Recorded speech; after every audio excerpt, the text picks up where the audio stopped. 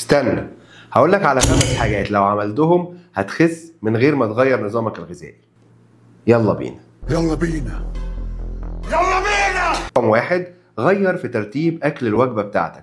حاول تبدأ بالسلطة وبعدين البروتين بعدين الكربوهيدرات، يعني كل السلطة الأول وبعدين اللحمة أو الفراخ أو السمك، بعد كده كل الرز أو المكرونة، أو على الأقل ابدأ بجزء من السلطة والبروتين وبعد كده ابدأ في الكربوهيدرات. 2، لو عرفت تاخد معلقة كبيرة من خل التفاح على نص كوباية مية قبل الأكل ب 15 ل 20 دقيقة وبعد كده كلت، خل التفاح هيقلل كتير جدا من امتصاص السكريات بتاعتك وهيحسن حساسية الانسولين ويحرق السكر بشكل احسن. ولو انت بتشرب شاي وقهوة كتير او سجاير كتير وعندك مشاكل في المعدة، يبقى خلي كوباية خل التفاح في نص الوجبة بتاعتك او حط معلقة خل التفاح على السلطة. 3، حاول بعد الاكل بنص ساعة لساعة ما تستكنش للخمول والاحساس انك عايز تريح وتمدد على الكنبة. حاول تعمل اي نشاط في البيت حتى لو نشاط عادي خالص، انزل تحت هات تشتري حاجة، نظم اوضتك، اعمل اي حاجة، اغسل طبقين، اعمل اي نشاط بدني، بس ما تستسلمش لاحساس الخمول والراحة. 4، لو عايز تاكل حاجة حلوة من الحاجات الحلوة المسكرة قوي اللي عايز تحل بيها، ايس كريم، حتة بسبوسة، حتة كنافة، حتة تورتة، حتة كيكة،